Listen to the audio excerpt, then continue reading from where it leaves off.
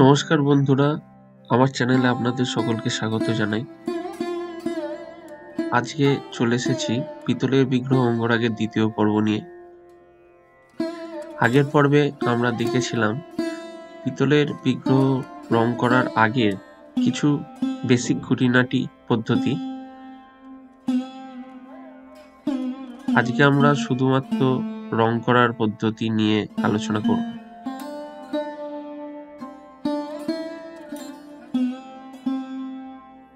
এর আগে পিতলের বিগ্রহ রং করার পদ্ধতির একাধিক ভিডিও আমি আপলোড করে রেখেছি।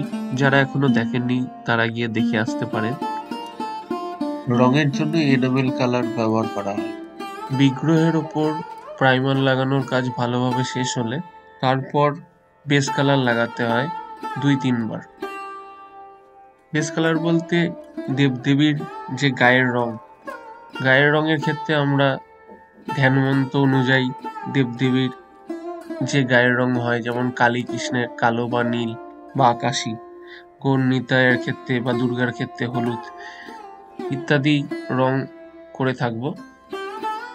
আর আমি যেহেতু সাবেকি শৈলীতে অঙ্গরাগ করি, তো সেক্ষেত্রে আমি বাংলার বিভিন্ন সাবেকি প্রাচীন বিগ্রহগুলোর যেরকম অঙ্গরাগ হয়, যে ধরনের রং বা যে ধরনের শৈলী ব্যবহার হয়, সেগুলোকে অনুসরণ করি। সাবেকি অঙ্গরাগের ক্ষেত্রে একটি বিশেষ গুরুত্বপূর্ণ অঙ্গ হলো রেখা। রেখা ও বিন্দুর সাহায্যেই চোখ আঁকা এবং যাবতীয় নানান অলঙ্করণের কাজ করা হয়। কোনো রকম শেডিং এর ব্যবহার সাবেকি অঙ্গরাগের ক্ষেত্রে লক্ষ্য করা যায় না। এক্ষেত্রে রেখা সূক্ষ্ম ও বলিষ্ঠ হওয়ার বিশেষ প্রয়োজন লক্ষ্য করা যায়।